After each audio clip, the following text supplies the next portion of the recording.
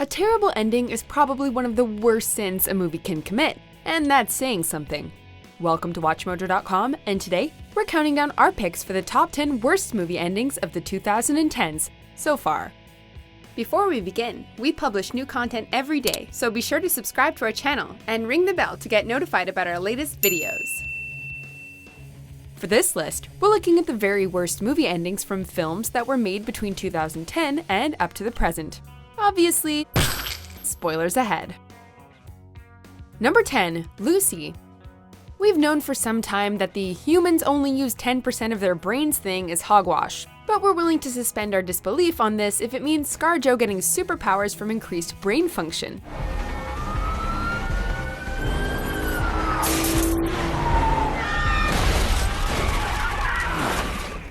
But this action thriller from The Fifth Element director Luc Besson just keeps getting sillier and sillier, leading to a ridiculous climax in which Johansson's Lucy unlocks the full potential of her brain, travels back in time to meet an early proto-human, and transforms into a USB key full of stars. Hey, where is she?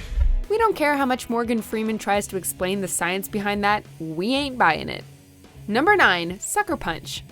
We can't fault Zack Snyder's over-the-top action spectacle for being boring, but there are enough questionable story choices and lack of substance to give us plenty to complain about anyway.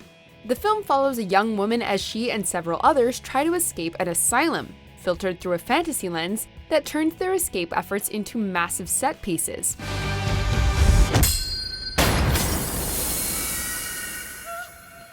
In the end, our hero fails to escape and gets a lobotomy from none other than John Hamm.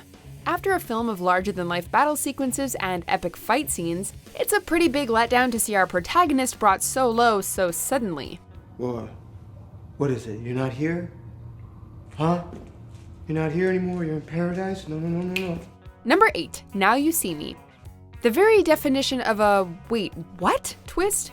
The surprise ending in this magical heist movie reveals that every single event of the film was secretly orchestrated by Mark Ruffalo's FBI agent Rhodes. So welcome. Welcome to the Eye. Apparently the entire movie, including the incredible heists performed by a team of illusionists and magicians, was all a ridiculously elaborate revenge scheme against the safe company responsible for the death of his father. It could be forgiven if it made sense after a rewatch, but it doesn't. Dylan, how did this happen? Unfortunately, the sequel's ending isn't much to write home about either. Number 7, The Snowman. How a movie this silly managed to nab a lead as respected as Michael Fassbender is baffling. Based on a novel by acclaimed writer Joe Nesbo, the film follows a detective on the hunt for a serial killer, themed after perhaps one of the least threatening things ever, the humble snowman. Kill him!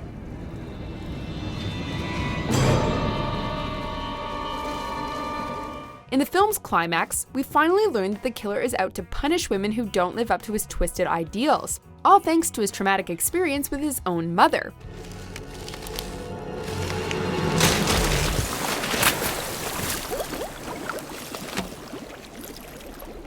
The film's ending throws one cliché after another at us, making it both boring and silly at the same time. Number 6, The Book of Henry. Colin Trevorrow's disastrous return to indie filmmaking is pretty hard to watch, even before its ending, wherein Naomi Watts struggles to go through with her dead son's plan to kill the abusive father of one of his classmates.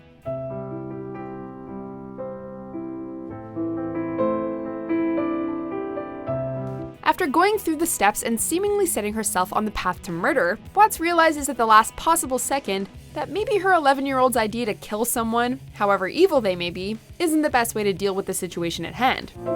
Do it now! Way to finally realize what we'd been screaming at the screen for the last hour or so, movie film. I'm gonna pretend all this didn't happen. Number 5, The Twilight Saga, Breaking Dawn Part 2. There are a few cliches worse than the old "it was all a dream" ending, but the conclusion to this saga of sparkling vampires and shirtless werewolves finds a way to make the groan-worthy trope even worse.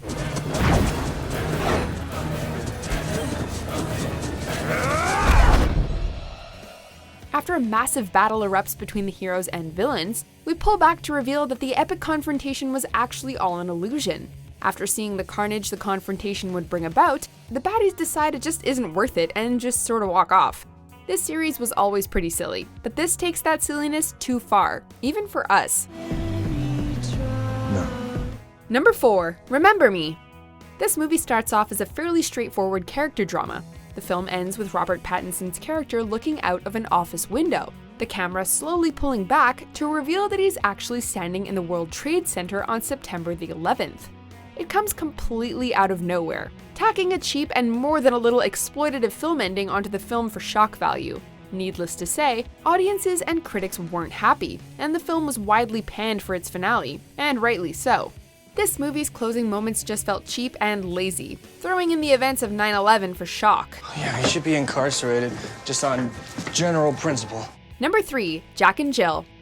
Watching this comedy train wreck is hard enough without having to see poor Al Pacino embarrass himself in a Dunkin' Donuts commercial. What's my name? Dunkin' Adam Sandler stars as Jack, as well as his annoying sister Jill, who comes to visit. That's my sister Jill. She's in from the Bronx. The film's ending sees Pacino playing himself in a commercial masterminded by Jack. What it is an embarrassing spectacle that combines some truly bad rapping with a whole lot of over-the-top glitz and glamour, especially for a donut commercial. But it's almost like watching a car crash in motion. You just can't look away. You want creamy goodness? I'm your friend. Say hello to my chocolate blend. Attica, hoo-ah, lottie light. This whole trial is out of sight. We're gonna go ahead and call this one a low point for all involved. Burn this. I'm sorry? Number 2, Fantastic Four. Someday there may be a decent Fantastic Four movie, but that day hasn't come yet. 2015's attempted effort at bringing the venerable super team to life, courtesy of Chronicle director Josh Trank, was plagued by reshoots and drama, and the final product wasn't stellar. The ending feels particularly unsatisfying, with the team standing triumphant and trying to figure out what their team name should be. It's fantastic. Say that again? Reed seems to come up with an idea, but we cut to credits before he can say it. If you're too embarrassed to say the name of your movie aloud, maybe you shouldn't have made it in the first place. Number 1, The Devil Inside. What starts off as a fairly standard found footage demonic possession movie literally crashes and burns with its final scene, which reportedly had audiences screaming in anger. The film follows a woman attempting to save her possessed mother, who's charged with multiple murders. After the principal cast all head off to consult an exorcism expert, it's suddenly revealed that they've all become possessed as well, and the entities controlling them cause the car to crash.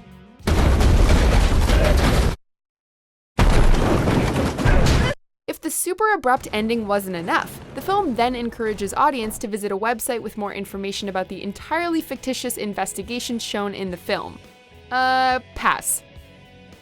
Do you agree with our picks? Check out these other great clips from WatchMojo, and be sure to subscribe and ring the bell to be notified about our latest videos.